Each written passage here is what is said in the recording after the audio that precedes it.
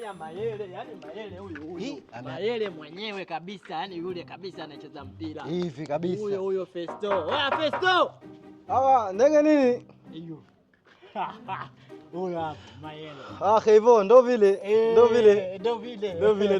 Doze.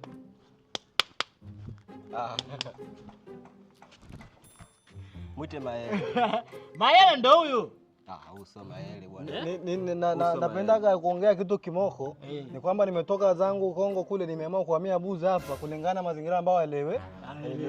Ndo vile Kongo, ndo vile doza bien. Ndenge nini? Ndenge nini? Iko yu kuja kumuona Mayele. Toa kule, nikamwambia Mayele yuko anakaa Buza. Ndo vile nimeamua kutoa ile mirasi, nimeamua kwa mambliti hivi kama hivi sasa. Mayele kanenepa. Ndo vile. Kuja kule mimi umenitoa kule mwanangu kule kuna mchongo huyu. Sasa umenileta huku Mayele huyu. Mayele huyu. Mayele gani? Mtetemee. Hiyo.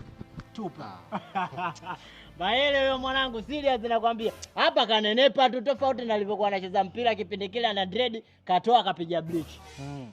Tafuta kazi ya kufanya mwanangu. Huku Buza huko. Umesema umekuja Buza? Nimehamia Buza juzi tu hapa. Hivyo utamponza. Mwambie kabisa tabia zetu. Utamponza. Wewe tafuta kazi ya kufanya. Mayele huyo. Chana naye bwana. Wewe jamani ngo shamfunga kamba. Niambiaje?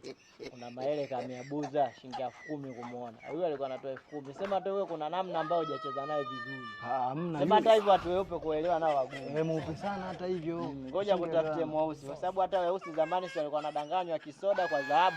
Ngoja kutafutie ngoma nyeusi. Anakuamini kaza. Au vipi? Tetema kidogo. Mayele! Haya. Mchongo.